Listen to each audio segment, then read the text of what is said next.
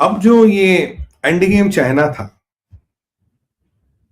China को लेके एक नंबर आया है, नंबर बड़ा डरावना है और उस डरावने नंबर के नेशनल और इंटरनेशनल इम्प्लीकेशंस है।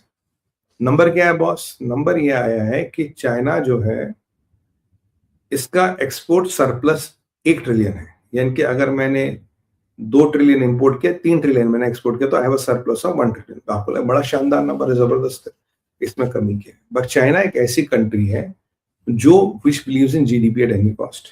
चाइना ऐसी कंट्री है जहां बोरोइंग की कोई सीमा नहीं। चाइना ऐसी कंट्री है जिसपे $70 ट्रिलियन का डेट है और $110 ट्रिलियन वर्ल्ड का जीडीपी है। Is the high most leverage country in the earth. मतलब उधार के पैसों पे फॉर्च्यूनर चल रही, दिवालियां मन रही, फार्म हाउस खरीदे जा रहे हैं। Something like that is happening in China. और जो कुछ नंबर आए जो चाइना खुद दे रहा, और आप ये मान के चलिए जो नंबर है ये करीब करीब इससे 3 गुना या 4 गुना हो सकते हैं। चाइना तो 1/4 ही देगा। चाइना कहता है कि रिटेल में ग्रोथ अभी इस साल 1.5% रहा है, जो कोविड से पहले वाला सीन था। तो इवन प्री कोविड टाइम्स की भी रिकवरी वो कह रहे नहीं हुई है। इंडस्ट्रियल आउटपुट 4.8 वो कह रहा जी 15 महीने का लोएस्ट है, which I don't agree, it must be much higher, and 15 महीने का ऑल टाइम लो है। फिक्स एसेट्स में 2.6% की गिरावट आई है, ठीक है। उसके बाद अगर हम बात करें प्रॉपर्टीज की, इसमें 16% गिरावट आई है। अगर हम बात करें कार्स की, इसमें 8.5% गिरावट आई है। अगर हम बात करें होम अप्लायंसेस की, इसमें 19% गिरावट आई। और याद कीजिए चाइना ने एक बार मैंडेटरी किया था कि आपको इतने टाइम बाद, ये 7 साल बाद ये बदलना, 8 साल बाद ये बदलना। ये मैंने पी गुरुस पे कवर किया था। That was the amount of push China was giving. अब वो कह रहे हैं कि भाई ये सारा खत्म है और आपको ये गिरावट आई है। चाइना में एक भी ऐसी इंडस्ट्री नहीं है जो प्रॉफिटेबल है। चाइना एयर लीजिए, चाइना की रेलवेज लीजिए, कोई भी सरकारी प्रॉफिट मेकिंग कंपनी नहीं है। उधार लिया जा रहा, काम चल रहा है। और चाइना के डिबैकल का सबसे बड़ा कारण रहा एवरग्रैंड, क्योंकि एवरग्रैंड वाला $330 बिलियन लेके डूबा। अब जो गवर्नमेंट की एक बैक्ड रियल एस्टेट कंपनी, नाम बोल रहा हूँ, even that is getting into trouble, though it is backed by the Chinese government. तो कहीं ना कहीं जो रियल एस्टेट का बबल है, जो लाखों करोड़ों में फ्लैट बन गए जिनमें कोई नहीं रहता, जिन्हें गोस्टीज कहते हैं। अभी शी जिनपिंग का भी स्टेटमेंट आया था, कहता है यार कुछ करना तो करा, ढंग से करो, अन्यथा क्यों बना रहे हो जिसमें कोई रह ही नहीं ना। फैक्ट्री इतनी बनाते हो जो 10% कैपेसिटी पे फिर चलती है। तो देखिए चाइना का मोटिव क्या था? GDP at any cost. यानी कि मेरी पत्नी पड़ोसी का खाना बनाएगी, पड़ोसी की पत्नी मेरे यहाँ खाना बनाएगी। मैं उसको 1,000 रुपए, 10,000 रुपए महीने दूंगा, वो मुझे, मेरी पत्नी को 10,000 रुपए महीने देगा। ये भी जीडीपी में आ गया। तो मेरी मैडम 10,000 रुपए का इनकम दिखा रही है और उनकी मैडम भी 10,000 का इनकम दिखा रही है। तो चाइना का लफड़ा था जीडीपी एट एनी कॉस्ट। उसके लिए कुछ भी करो। चाइना का मेन पैसा आता था, जो इकोनॉमिक इंजन थे, जो जीडीपी बढ़ाते थे, वो प्रोजेक्ट बना के बड़े बड़े प्रोजेक्ट खोल दिए, बड़े बड़े प्रोजेक्ट खोल दिए, ताकि जीडीपी का इंजन चलता है। और कहीं ना कहीं जब बड़ा प्रोजेक्ट खुलता है तो जमीन की खरीद फरोख्त होती है।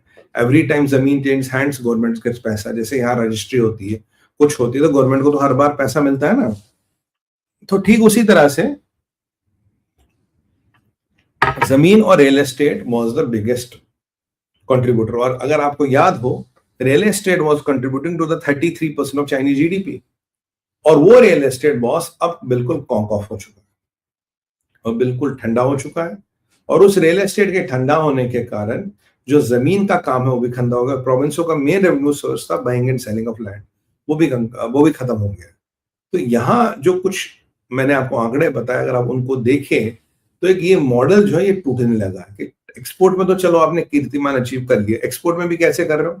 एक्सपोर्ट में भी आप उन कंट्रियों को कर रहे हो जो लो मिडिल इनकम कंट्रियां हैं, मतलब जो लो इनकम कंट्रियां हैं, मोस्टली अफ्रीकन कंट्री, और उनको डेट ट्रैप में फंसाने की कोशिश कर रहे हो। दुनिया भर में, यूरोप में, अमेरिका में, भारत में, कहीं पे भी चाइनीज गुड्स के अगेंस्ट, चाइनीज एक्सपोर्ट्स के अगेंस्ट रेजिस्टेंट है। आपका यूएस का भी एक्सपोर्ट कम हुआ, पर आपने छोटे मोटे लोग को पकड़ के कर दिया। वही वाली बात है कि एक चाइना ईवी एक्सपोर्ट करता हो तो $8,000 की सब्सिडी चाइनीज कम्युनिस्ट पार्टी देती है उसमें। तो अगर आप ऐसे काम चलाओगे भाई, अगर ये 50,000 का एसी है, अगर मैं ये 25,000 में बेचने लगूं तो दुनिया आके उठा लेगी ना मुझसे, क्या दिक्कत है? अगर मैं 25,000 घर से लगा रहा हूँ तो घर दुनिया उठाएगी मुझसे।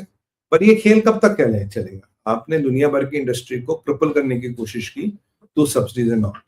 तो अब चाइना के पास दो विकल्प है। चाइना का एक्सपोर्ट ओरिएंटेड इकोनॉमी है, और चाइना की सबसे बड़ी दिक्कत है कि उनका इंटरनल कंजप्शन कुछ नहीं। वो हमारे लिए एक्सपोर्ट इज लाइक द चीज, वो ना cream on the cake, cake बना रहे उस पर चेरी ऑन द केक, उसके जो क्रीम के ऊपर ही चेरी लगती है वो हमारे लिए एक्सपोर्ट है। इनके लिए एक्सपोर्ट ही है, अगर ये एक्सपोर्ट पे ही टिके, एक्सपोर्ट पे ही भरे, पर हर एक्सपोर्ट के पीछे they are financing the exports, they are putting money in the exports which is not good. तो मतलब मोटा मोटा जो परिस्थिति है वो इकोनॉमी की हिल रही है। और चाइनीज कम्युनिस्ट पार्टी ने चाइना को एक ही वादा दिया था, आपको संपन्नता देंगे। 10-20 साल पहले थोड़े बहुत संपन्न थे, थोड़े इनका काम चल रहा था, पर आज इनकी हालत फिर जीरो बट्टा सन्नाटा हो गई है। कारण क्या है कि एक्सपोर्ट ओरिएंटेड इकोनॉमियां बहुत ज्यादा नहीं चलती, और जो दुनिया की जियो पॉलिटिक्स बदल रही है, that is showing a lot of resentment. Domestically आपका बर्थ रेट 1.4 1.2 आ गया है। डोमेस्टिकली जो शादियां होती थी उसकी आधी शादियां हो रही है। डोमेस्टिकली बच्चे पैदा नहीं हो रहे। Domestically your youth is lying flat. 26% unemployment आपके यूथ में था 1.5 साल पहले, आपने उसके बाद यूथ अनएम्प्लॉयमेंट के नंबर छापने ही बंद कर दिए। तो बेसिकली जो शी जिनपिंग ने फसाड़ बनाया ये हिल रहा, बुरी तरह से हिल रहा। अब दो चीजें इनको करना है, या तो ये जाके उल्लूल प्रोजेक्ट शुरू कर दे कहीं पे, जैसे इन्होंने ब्रह्मपुत्र पे एक प्रोजेक्ट शुरू कर दिया $163 बिलियन का, कि हम ये बनाएंगे वो बनाएंगे। And again there it disturbs a lot of ecology, economy, वहां का फ्रेजाइल बैलेंस है। और भारत तो इसको वाटर बॉम्ब कहता है, तो आपने भारत के लिए एक वाटर बॉम्ब बना दिया वहां पे। अल्टीमेटली वो क्यों बना रहे हो? क्योंकि आपको $163 बिलियन का प्रोजेक्ट चलाना, वही एवरग्राड नहीं चला था, एवरग्राड का बाप ढूंढना है कि कोई आधा एवरग्राड का टर्नओवर तो करके दे। एक तो वो है। जब दूसरी बात होती है, जब ये पागल होते हैं तो they start biting the neighbours.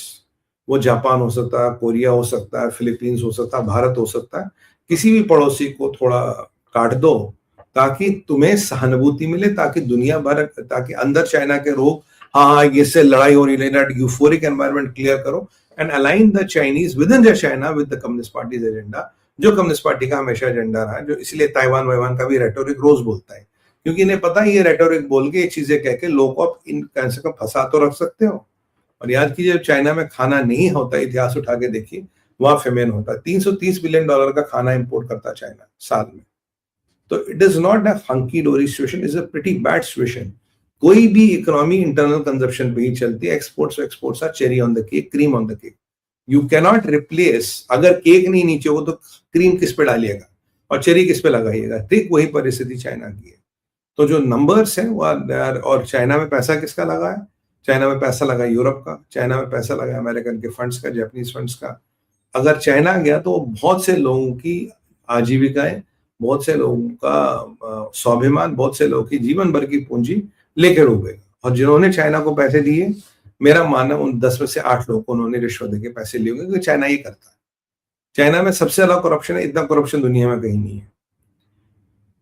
तो बॉस, ये जो चाइना का एंड गेम है, जब ये परेशान होगा तो ये गलवान टाइप इंसिडेंट कुछ और कर सकता है, कुछ म्यांमार में कुछ करा दे, किसी जिहादी संगठन को फिर पकड़े, उन्हें पैसे दे, मतलब ये कुछ ना कुछ ऐसे कराते रहेंगे। कहीं ना कहीं भारत का इंटरेस्ट के लिए, चाहे तो वहां डैम बनाना, या आपको याद है जब तीस्ता आ रही थी बांग्लादेश में, बोला वहां हम डैम बना के देंगे, जो शेख हसीना जी ने मना कर दिया था। तो इनको कुछ तो करना है जीडीपी घुमाने के लिए, और भारत को तंग करने के नए नए तरीके ढूंढने। तो मतलब ये एक नया चाइना है जो अनस्टेबल हो रहा है, जो हिल रहा है, और अपनी अनस्टेबिलिटी को बचाने के लिए जो उसकी फ्री एनर्जी उसको कहीं और चैनलाइज करना चाहता है। ये उसकी कहानी है। मैंने आपको ये बताऊं, जो मैंने कुछ डाटा दिया आपको, चाइना खुद बोलता तो इससे 2 गुना 3 गुना डाटा मानिए जो हकीकत होगी। So basically the domestic demand is almost dying, the domestic consumption is almost dying. People are living by that minimalistic, जैसे वो कहते हैं ना चाइना में, lie down straight. Youth believes in lie down straight. दिन भर ऐश करो, रहो, कुछ नहीं करना। शादी करोगे, मकान लेना, बच्चे पालने, ट्यूशन कराना है, एडमिशन कराना, बहुत बड़ा भाई, अकेले रहो, ठंड पाओ। और चाइना में आप जानते हैं इतने केटीवी है कि जब मर्जी जो करने चले जाओ। तो मतलब that is always available there. It is जैसे हमारे देश में ब्रेड मिलती है, वैसे हम वहाँ केटीवी होता है। जैसे हमारे देश में दूध की डेयरियां कितनी होगी, वैसे उनके देश में केटीवी होता है। तो वो भी समस्या नहीं है।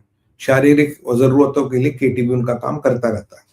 मैं आपको कुछ चाइना की सिचुएशन के कट्टू सत्य बोलूंगा। अगर आप चाइनीज कम्युनिस्ट पार्टी